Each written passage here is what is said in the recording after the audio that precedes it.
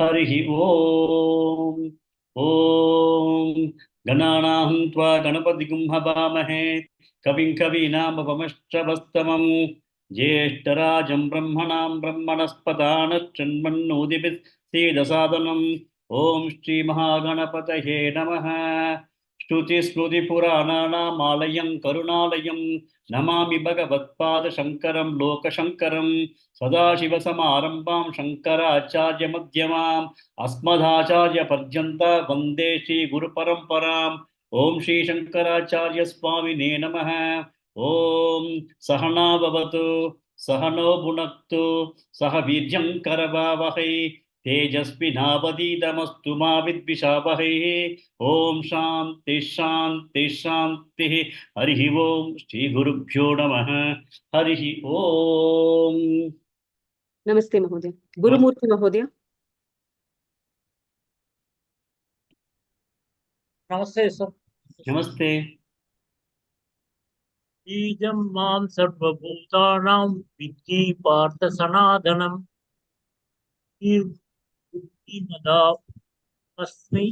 मदामस्मि Tejasvi रामहम्। Good.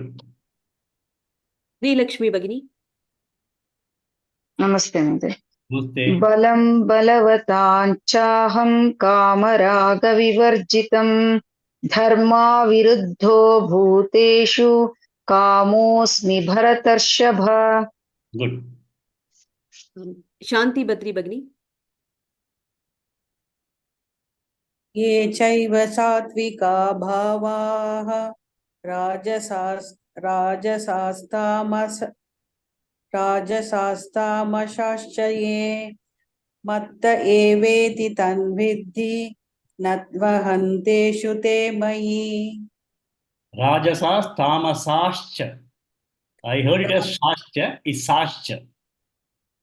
Chant the first line again. ये So yeah, go ahead.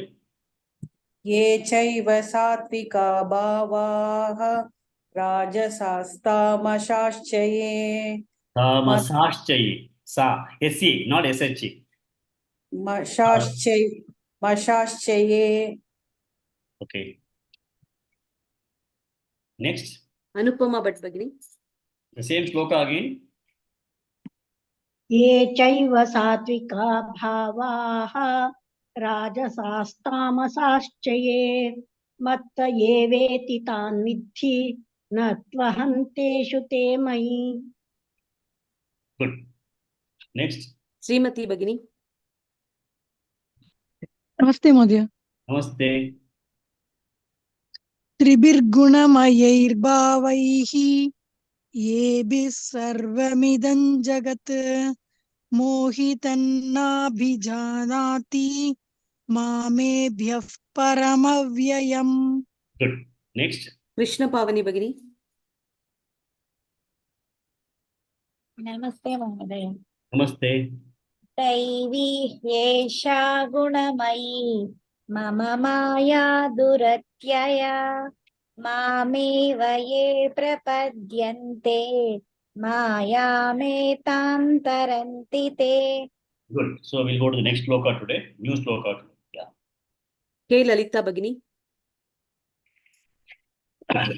नमांद दुष्कृतिनो मूढ़ाः नमां दुष्कृतिनो मूढाः नमां दुष्कृतिनो मूढाः प्रपद्यन्ते नराधमाः प्रपद्यन्ते नराधमाः प्रपद्यन्ते नराधमाः नमां दुष्कृतिनो मूढ़ाः प्रपद्यन्ते नराधमाः। नमां दुष्कृतिनो मूढाः प्रपद्यन्ते नराधमाः नमां दुष्कृतिनो मूढाः प्रपद्यन्ते नराधमाः। Good. Next. शीला शिंदे भगिनी। यस सर। माययापहृत ज्ञाना माययापहृतज्ञाना माययापहृतज्ञाना आसुरं भावमाश्रिताः आसुरं भावमाश्रिताः आसुरं भावमाश्रिताः माययापहृतज्ञाना आसुरं भावमाश्रिताः माययापहृतज्ञाना आसुरं भावमाश्रिताः माययापहृतज्ञाना आसुरं भावमाश्रिताः Good. Next.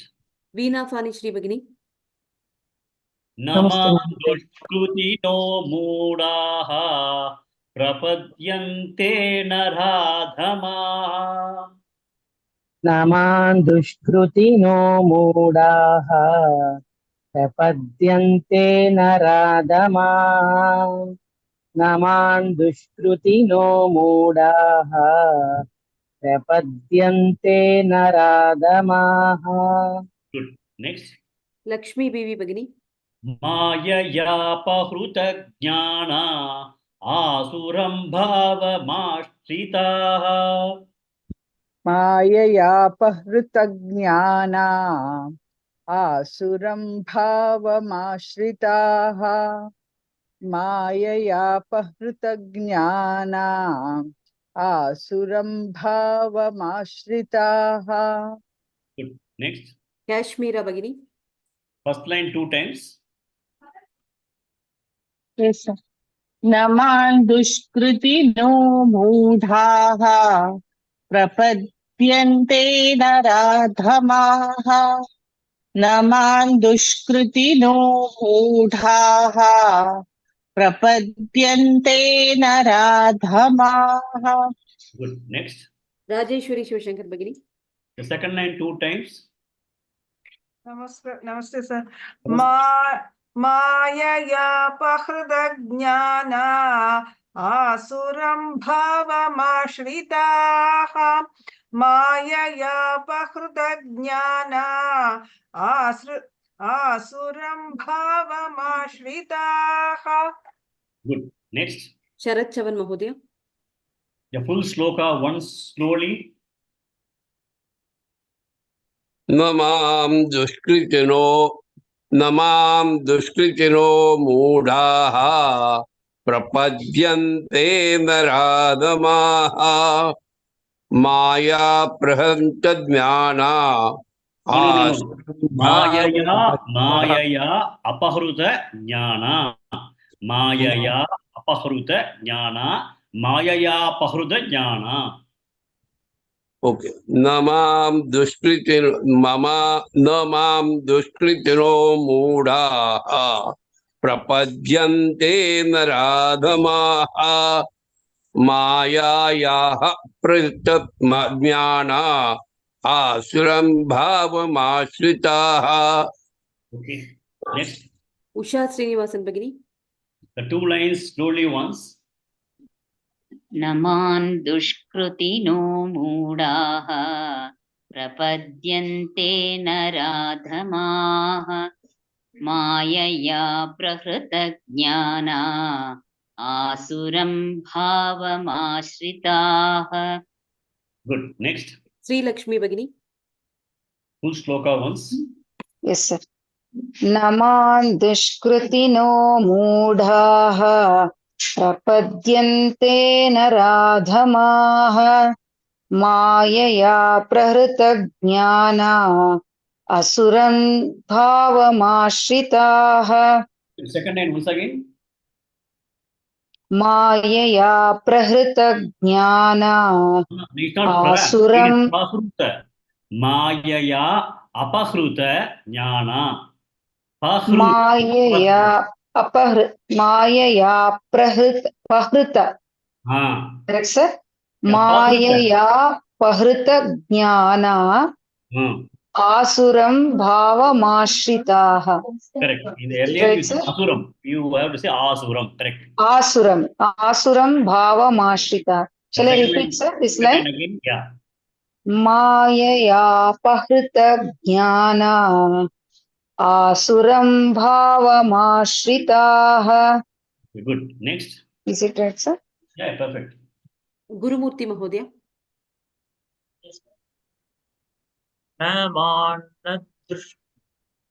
दुष्कृतिनो मूढाः प्रपद्यन्ते नराधमाः माययापहृताज्ञाना आसुरं भावमाश्रिताः.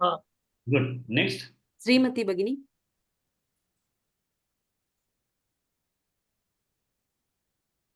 Srimati Bhagini. Veena Fani Shri Bhagini.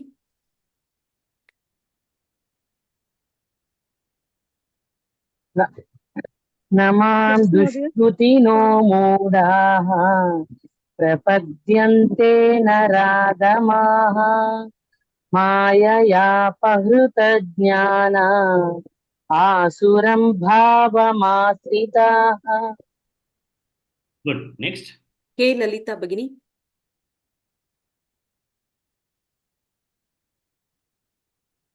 Yes, sir.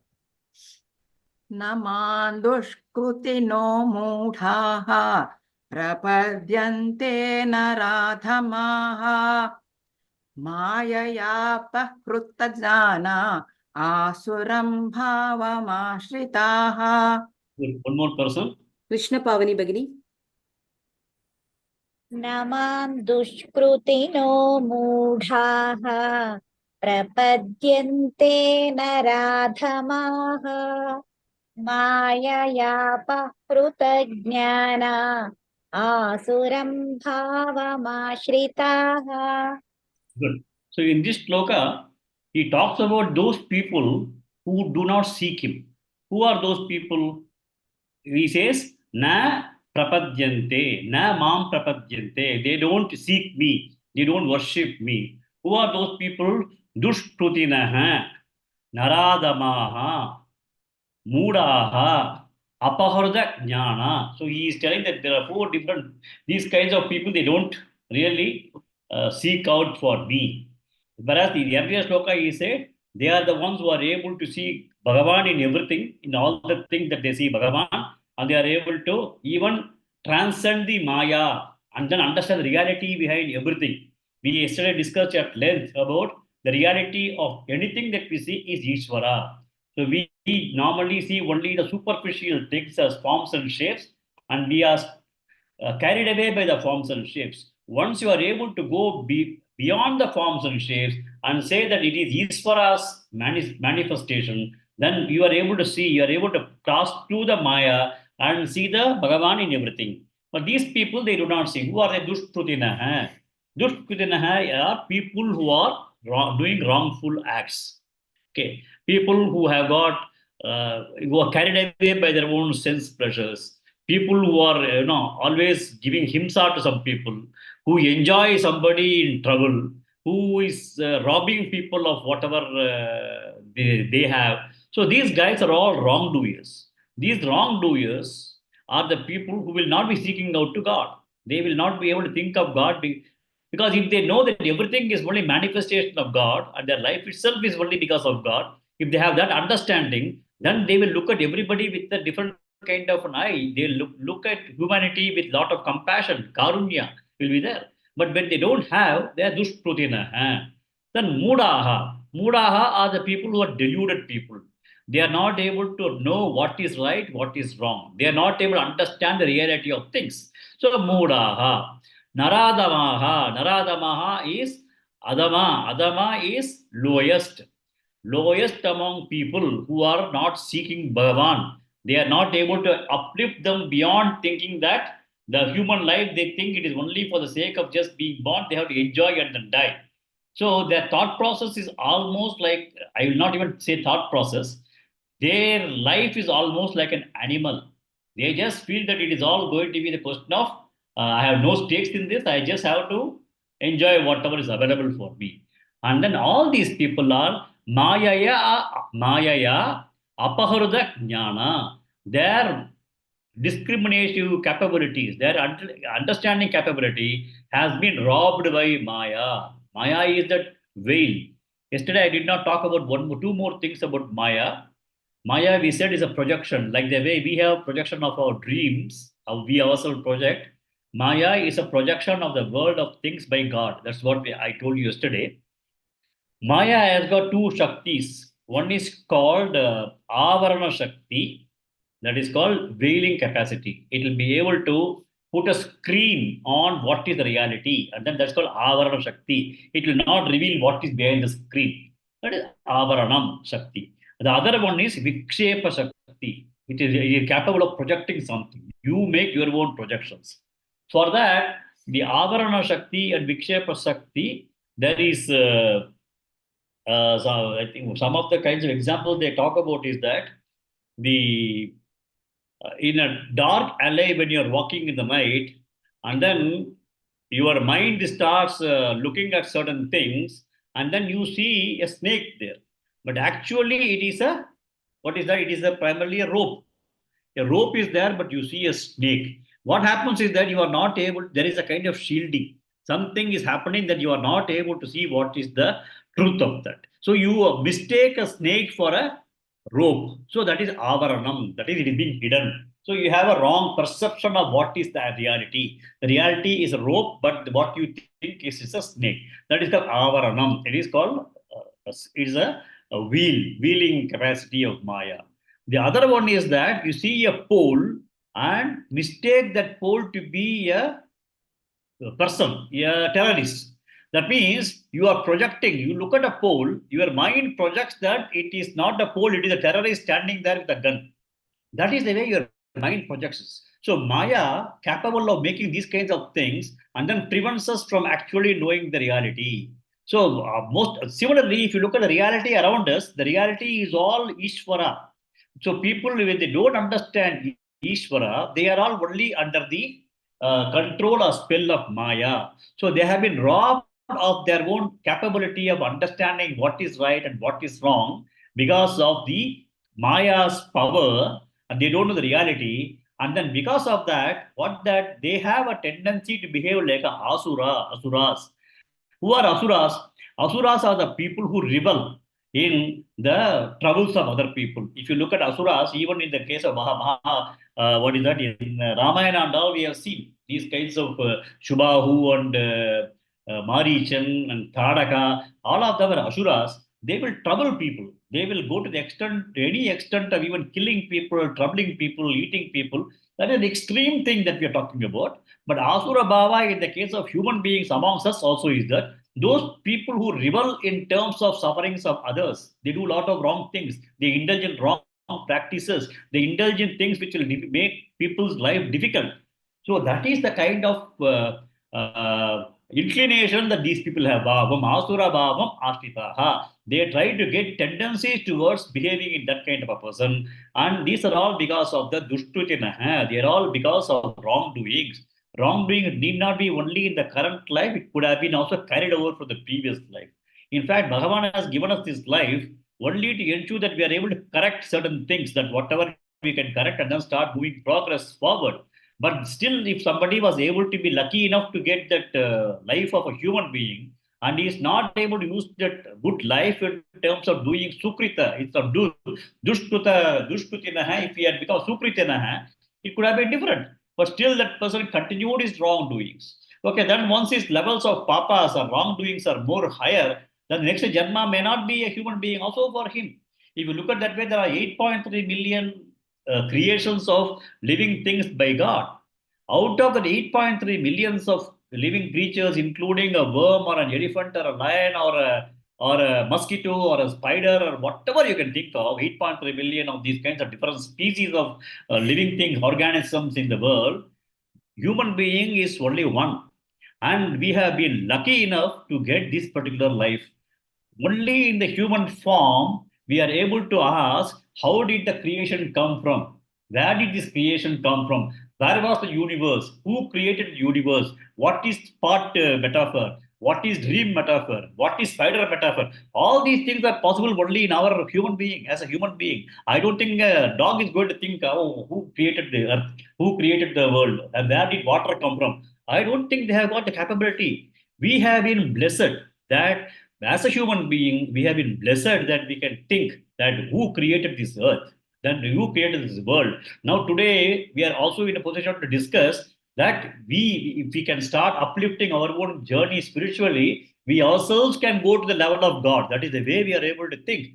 But so we have been lucky enough that when we have got this kind of a life, so this is for a spiritual growth one has got to use. But unfortunately, these people do they are all only doing wrong things. So these people, they will not namam prapadyante. They will not seek out to me. They will not worship me.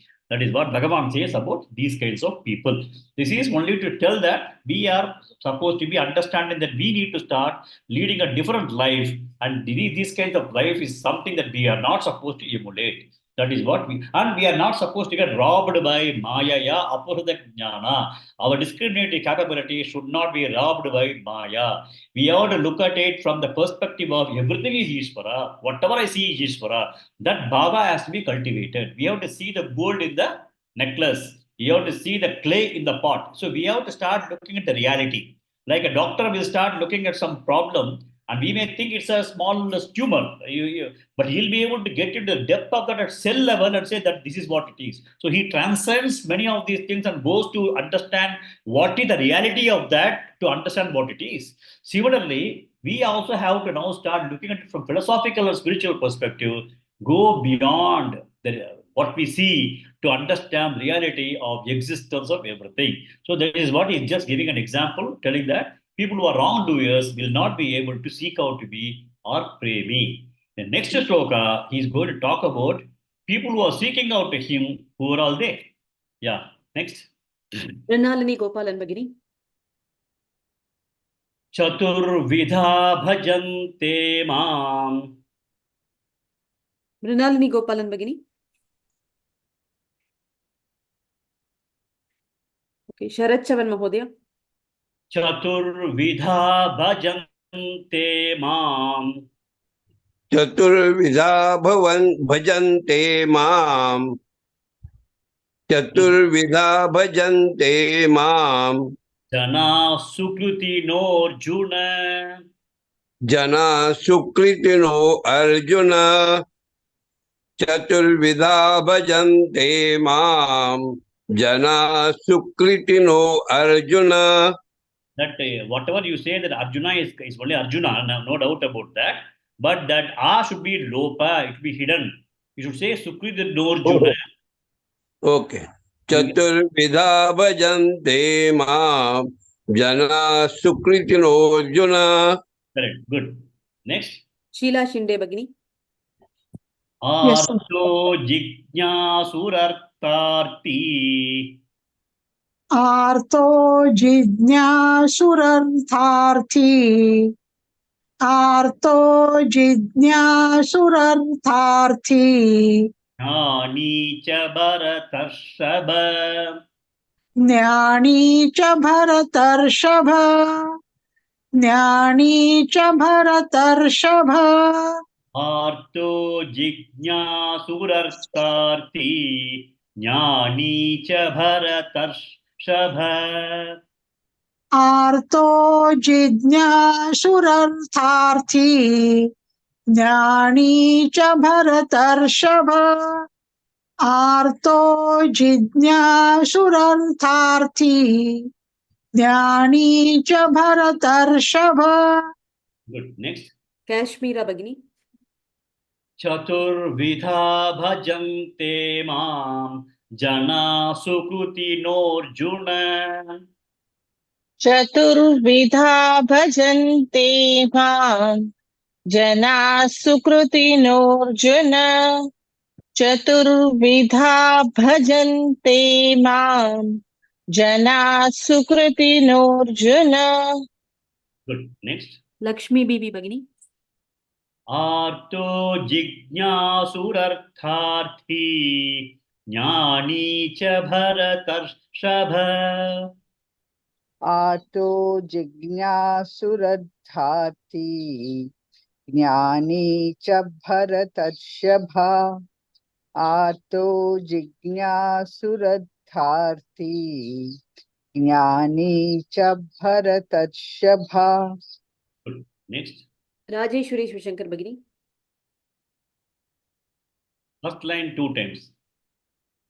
चतुर्विधा भजन्ते मां जना सुकृतिनोऽर्जुन चतुर्विधा भजन्ते मां जना सुकृतिनोऽर्जुन. Good. Next. Sri Lakshmi Bhagini. Second line 2 times. Yes, sir. आर्तो जिज्ञासुरर्थार्थी ज्ञानी च भरतर्षभ आर्तो जिज्ञासुरर्थार्थी ज्ञानी च भरतर्षभ. Next. Shanti Badri Bhagini. The full shloka once. चतुर्विधा भजन्ते मां जना सुकृतिनोऽर्जुन आर्तो जिज्ञासुरर्थार्थी ज्ञानी च भरतर्षभ. Good. Next. Mrinalini Gopalan Bhagini. Full shloka. चतुर्विधा भजन्ते मां जना सुकृतिनोऽर्जुन आर्थो जिज्ञासुरर्थार्थी ज्ञानी च भरतर्षभ. Good. Next. Anupama Bhatt Bhagini. चतुर्विधा भजन्ते मां जनाः सुकृतिनोऽर्जुन आर्तो जिज्ञासुरर्थार्थी ज्ञानी च भरतर्षभ. Good. Next. Srimati Bhagini. चतुर्विधा भजन्ते मां जनाः सुकृतिनोऽर्जुन आर्तो जिज्ञासुरर्थार्थी ज्ञानी च भरतर्षभ. Good. Next. Gurumurthy Mahodaya. चतुर्विधा भजन्ते मां जना सुकृतिनोऽर्जुन आर्तो जिज्ञासुरर्थार्थी ज्ञानी च भरतर्षभ. Good. Next. Usha Srinivasan Bhagini. Yes, sir. चतुर्विधा भजन्ते मां चतुर्विधा भजन्ते मां जनाः सुकृतिनोऽर्जुन चतुर्विधा भजन्ते मां जनाः सुकृतिनोऽर्जुन. Sorry, sir. आर्तो जिज्ञासुरर्थार्थी ज्ञानी च भरतर्षभ आर्तो जिज्ञासुरर्थार्थी ज्ञानी च भरतर्षभ. One more person. Krishna Pavani Bhagini. चतुर्विधा भजन्ते मां जनाः सुकृतिनोऽर्जुन आर्तो जिज्ञासुरर्थार्थी ज्ञानी च भरतर्षभ. Good. So in the earlier shloka, we talked about dushkrutina, people who are committed to doing wrong things. Right? We said mudaha, mayaya apradak jnanaha, naradamaha. So we saw all those things in the previous shloka. And namam prapadyante, those people do not seek out to be. That's what we saw in the previous shloka. This shloka he says, Sukrit Arjuna, Sukrutina Janaha, the people who are committed to doing good things. So if you look at that way, a person who does good things, he has been born with very good amount of punyas in the past also, that he starts his life in this world in the right kind of surroundings, the right kind of family, and then he continues to do sukritina. He does a lot of good things only. He continues to do very good things. So, Bhagavan, what he says is that he is now looking at these kinds of good people. He says that there are 4 ways they worship me. He is categorizing them into 4 different ways. What are the 4? Chaturvidha bhajante mam. These people, sukritina, the good people, the people who generally are very good in very good doers, they will bhajante mam. They worship me or they seek out to be chaturvidha in 4 ways. Okay. What are the 4 ways? Artha. The first one. Second thing, I should start. They give Jignasura. We take it as Artharti. First is Artha. Second is Artharti. Third is Jignasu. Fourth is Jnani. So Artha, Artharti, Jignasu, Jnani. These are the 4 categorization of people who are Sukritinaha, who do good things, who worship me or who seek out me. What is Artha? Artha is also called Arti. Artis are the people who generally do not pray God. Okay. But when they are in distress and they find that there's nobody to help them out, they go to the temple. They'll go to temple and start praying to God. Please, God, you are the only savior for me. I'm in this deep trouble. Please help me out of this distress.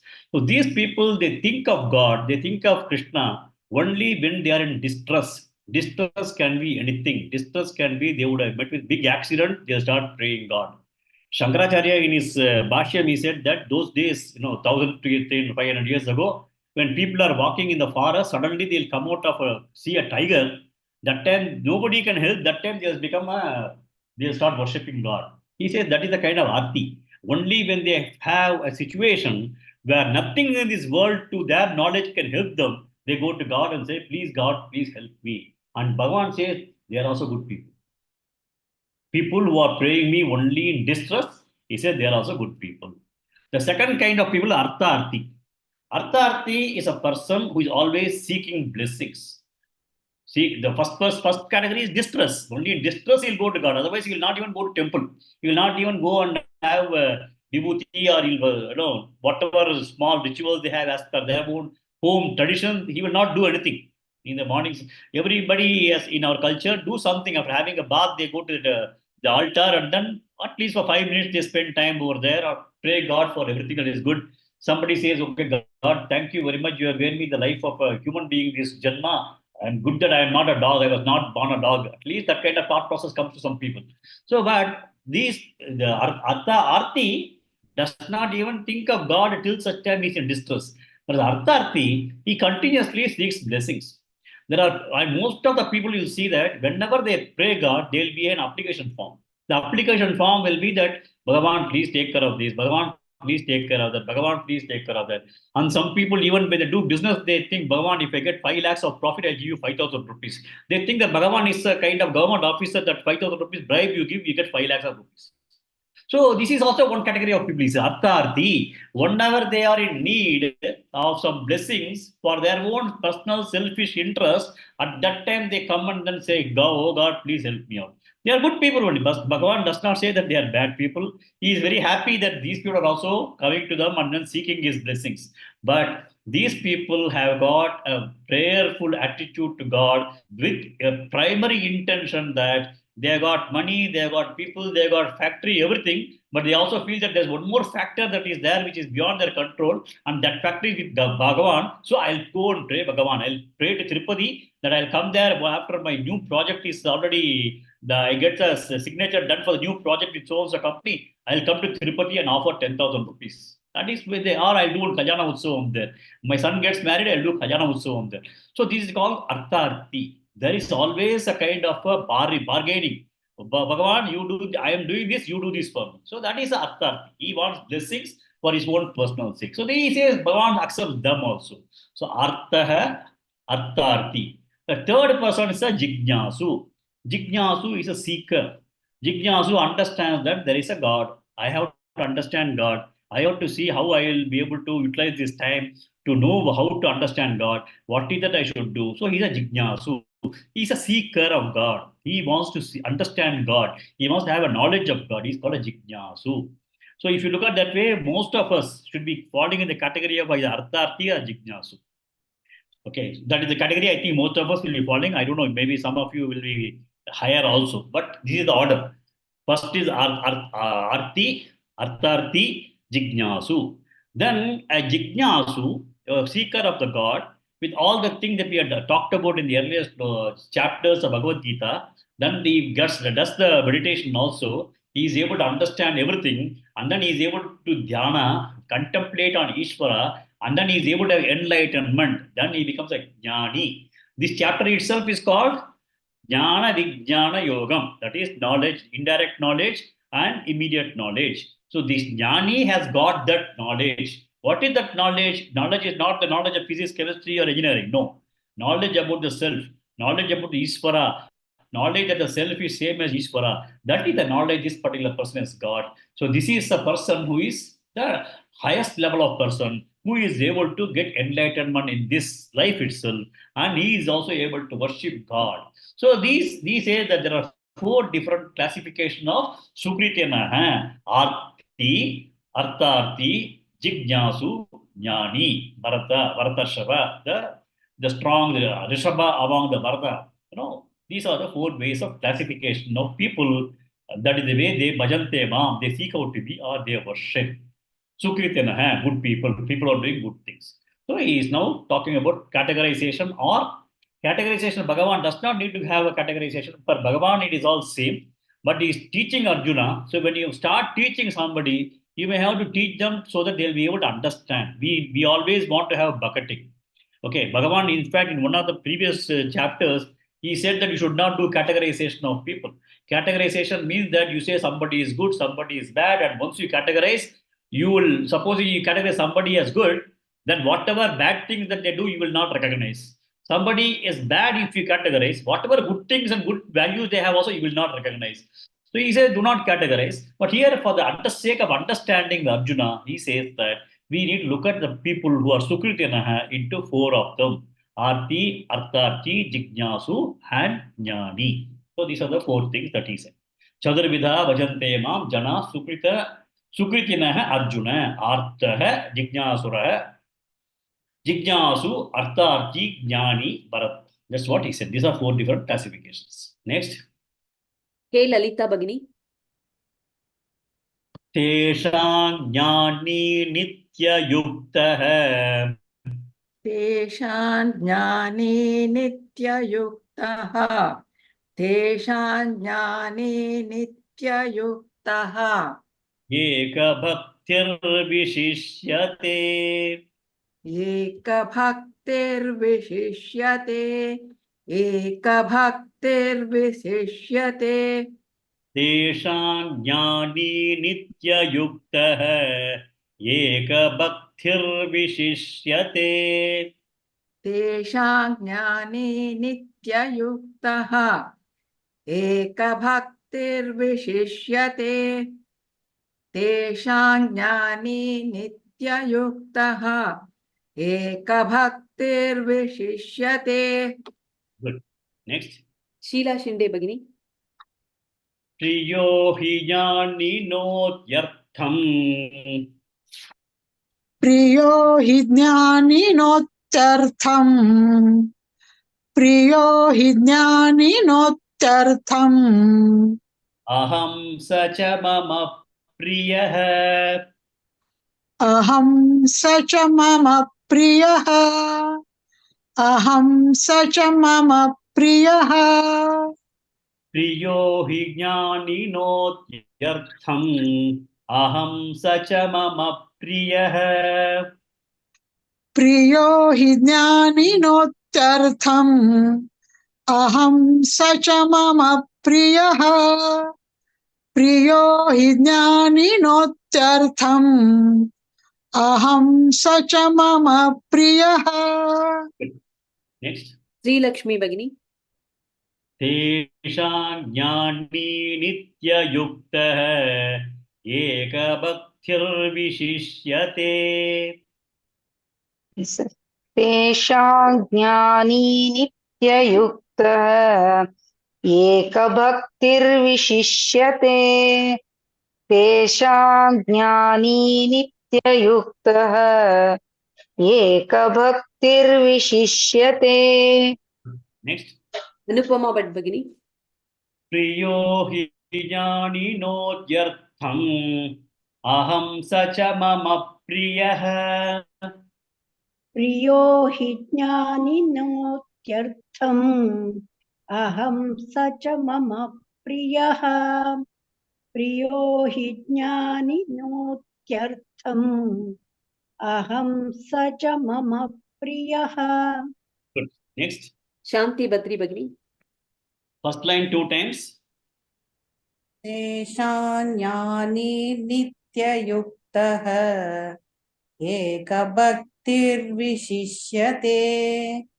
तेषाञ्ज्ञानी नित्ययुक्तः एकभक्तिर्विशिष्यते. Good. Next. Lakshmi Bibi Bhagini. Second line 2 times. Yes. प्रियो हि ज्ञानिनोत्यर्थम् अहं स च मम प्रियः.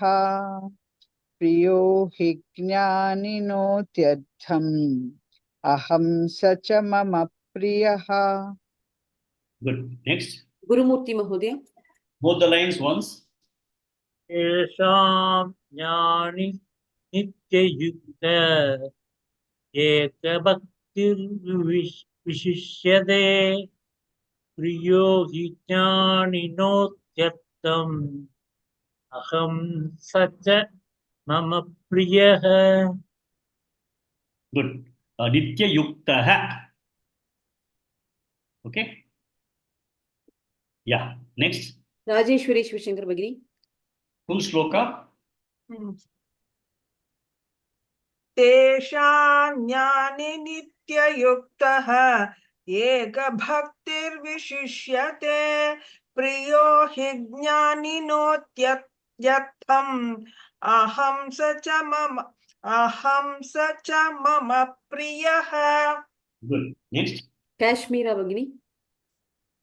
Yes. Full shloka. तेषां ज्ञानी नित्ययुक्तः एकभक्तिर्विशिष्यते प्रियो हि ज्ञानिनोत्यर्थम् अहं स च मम प्रियः. Next.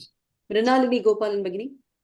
आम् तेषां ज्ञानी नित्ययुक्तः एकभक्तिर्विशिष्यते प्रियो हि ज्ञानिनोत्यर्थम् अहं च स मम प्रियः. Good. Next. Veena Fani Shri Bhagini. तेषां ज्ञानी नित्ययुक्तः एकभक्तिर्विशिष्यते प्रियो हि ज्ञानिनोत्यर्थम् अहं स च मम प्रियः. Good. Next. Srimati Bhagini. तेषां ज्ञानी नित्युक्तः तेषां ज्ञानी नित्ययुक्तः एकभक्तिर्विशिष्यते प्रियो हि ज्ञानिनोत्यर्थम् अहं स च मम प्रियः. Good. One more person. Usha Srinivasan Bhagini. तेषां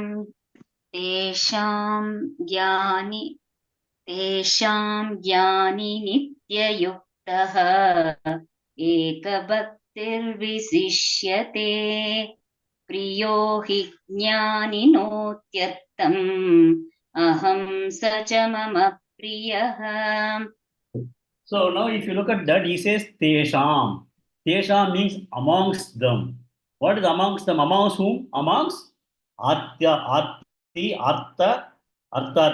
Jignasu and Jnani. Among them, Tesham, among them, Jnani Nitya Yukta. Among these three people, Jnani is the one who is eternally, or I would say ever, connected with me. If you look at the other three people, The artho is going to connect only when he's in distress. Otherwise, he's not even going to think of God. He will not connect with God at all. He will not do temple also. Artharthi, he has got a very clear understanding that whenever he has got to do things, whenever he wants blessings, he'll go to God. Jignasu, he is not connected to God, but he's in the process of spirituality to understand what is God, who is God, all those. He is all like us. Whereas a Jnani has already realized himself, realized soul, and so he is continuously Nitya Yukta. He is always connected with God. When you say Nitya Yukta, what does it mean? When he is going to be doing a meditation or praying, in the prayer he is able to quickly merge his Atma gets dissolved into himself and into the Bhagavan, which is the Atma of everybody. Okay, that is it when he is doing meditation. Whereas when he is going to be interacting with the world, he looks everything only as a Swarupa of Bhagavan. He is looking at everything as manifestation of Bhagavan. So whether he is going to be with himself in terms of prayer and meditation, or he is going to be engaged in the external world, which he has already understood to be only manifestation of God, Nitya Yukta, he is eternally connected with God. So among these people, a person who has got the stature of a Jnani is always connected with me. Eka Bhakti, he has already got resolved, his devotion is only resolved into oneness. Vishishyate. This Jnani is the highly exalted among the people. Tesang Jnani Nitya Yukta Eka Bhakti Vishishyate. Jnani Vishishyate. He is the most exalted among the four types of devotees of God. Then he, however, or also he can say but or however, whatever it may be. Priyo Jnaninoha Atyartham. Aham. Aham means for me. Aham means in me. Priyo Jnaninaha Atyartham. Atyartham is very much Priyaha. He loves me so much. Jnaninaha Atyartham Priyaha Aham. The Jnani is a person who is very much internally, is totally in love with God. Priyaha, with God. Aham. With me. Bhagavan says with me. Sacha Mama Priyaha. He is also, I also like him so much. Such a Mama Priyaha. So now the question arises, why Bhagavan likes only this Jnani and not other people? No, it is not like that. When you say Priya, Priya means love. This Jnani has got a love for the God, and Bhagavan says, I also have got a love for the Jnani. Aham Sacha Mama Priyaha. Aham Jnanina Atyartham Priyaha. Aham Jnanina Atyartham Priyaha. Sa Jnaninaha Mama Priyaha. So that's what is he. I love him. He also loves me. So now when you look at love, what is the love that we are talking about here? It is not the kind of Bollywood kind of love or whatever love that we all know about. If you look at any kind of love that most of us understand, this love has got a conditionality. If you look at even our own close relationship that we have with anybody, there's a lot of conditionality involved in that. We say we put a boundary. Within this boundary, you operate. Within this boundary, I operate. Then we are fine. The moment you cross your boundary, my ego comes up. I cross this boundary, your ego comes up. But otherwise, we say we like otherwise, we feel that we are all loving one another. So there is a kind of boundary, but there is a definitive boundary that most of us, I will not say all, because some of you may be much more exalted also. We have got a boundary in terms of love also to our own kith and kin, and we do not allow them to cross the boundary, and our ego starts propping up. Whereas between the Jnani and the God, there's no boundary. The boundary-less love they have, it has been absolutely dissolved. The Jnani has got dissolved into the God. Bhagavan has got dissolved into the Jnani. So there's nothing like a boundary. There's no conditional love for one another. So Bhagavan says that kind of Jnani, he has already merged with me. So I am love. Purely, when I am purely, I am love, and his love has got merged with me. I like him. Whereas, if you look at Arti's love for the God is having a boundary. Till such time his distress is over, he is going to love. Beyond that, though Bhagavan wants to give his love, he has put a boundary. He is not going to be bothered about it. He is not going to seek out to him. Artharthi, he is also going to have, so long as he's got a new project for $5 million, he's going to go to Tirupati and come back. Beyond that, next order only he think of Tirupati. He is putting a boundary. Whereas this Jnanina is what? Atyartham Priyaha. He is very much in love with him. Nitya Yukta. So he says, Bhagavan says, these kinds of people is the one that I like, but we have to understand that this is the kind of truly unconditional love which Bhagavan wants to give us. We put a boundary, but the Jnani has demolished the boundary, so he is able to enjoy the unconditional love that Bhagavan gives. That is the meaning that we have to understand that. Tesham Jnani Nitya Yuktaha Eka Bhaktir Visheshyate Priyohi Jnaninotyartam Aham Sacha Mama Priyaha. Okay, we'll take one more shloka. Krishna Pavani Bhagini. Udara sarva evaite उदारा सर्व एवैते उदारा सर्व एवैते ज्ञानीत्वात्मैव मे मतम् ज्ञानीत्वात्मैव मे मतम् ज्ञानीत्वात्मैव मे मतम् उदारा सर्व एवैते ज्ञानीत्वात्मैव मे मतम् उदारा सर्व एवैते ज्ञानीत्वात्मैव मे मतम् उदारा सर्व एवैते ज्ञानीत्वात्मैव मे मतम्. Good. Next. Sheila Shinde Bhagini. ಒಂದು ನಿಮಿಷ. आस्थितः स हि युक्तात्मा आस्थितः स हि युक्तात्मा आस्थितः स हि युक्तात्मा मामेवानुत्तमां गतिम् मामेवानुत्तमां गतिम् मामेवानुत्तमां गतिम् आस्थितः स हि युक्तात्मा मामेवानुत्तमां गतिम् आस्थितः स हि युक्तात्मा मामेवानुत्तमां गतिम् आस्थितः स हि युक्तात्मा मामेवानुत्तमां गतिम्. Next. Sharat Chavan Mahodaya. उदारा सर्व एवैते ज्ञानीत्वात्मैव मे मतम् उदारा सर्व एवैते ज्ञानीत्वमेव मे मतम् उदाराः सर्व एवैते ज्ञानीत्वात्मैव मे मतम्. You don't have to say udaraha. In this particular, when you are going to split it, you can say udaraha sarvaha eva ete jnani means you can say udaraha. When you chant, it is udaras. You can see the yes there, no? Sa with the half matra. Udara sarva eva ete jnani tvat matam. Okay, sir. उदारा सर्व एवैते ज्ञानीत्वात्मैव मे मतम् उदारा सर्व एवैते ज्ञानीत्वात्मैव मे मतम्. Next. Shanti Badri Bhagini. आस्थितः स हि युक्तात्मा मामेवानुत्तमां गतिम् आस्थितः स हि युक्तात्मा मामेवानुत्तमां गतिम् आस्थितः स हि युक्तात्मा मामेवानुत्तमां गतिम्. Next. Sri Lakshmi Bhagini.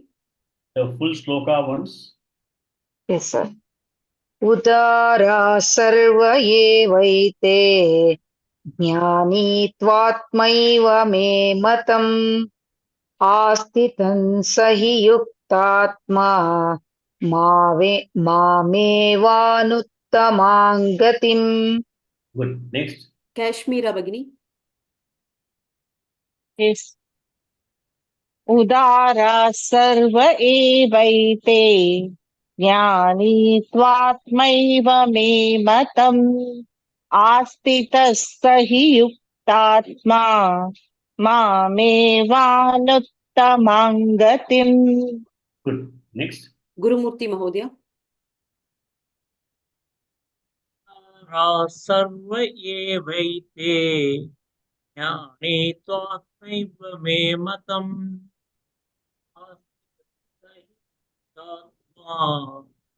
अयमेवानुत्तमां गतिम्. Okay, good. Next. Lakshmi Bibi Bhagini. उदारा सर्व एवैते ज्ञानी त्वात्मैव मे मतम् आस्थितः स हि युक्तात्मा मामेवानुत्तमां गतिम्. Good. Next. Mrinalini Gopalan Bhagini. Mrinalini Gopalan Bhagini. Okay. Rajeshwari Shivashankar Bhagini.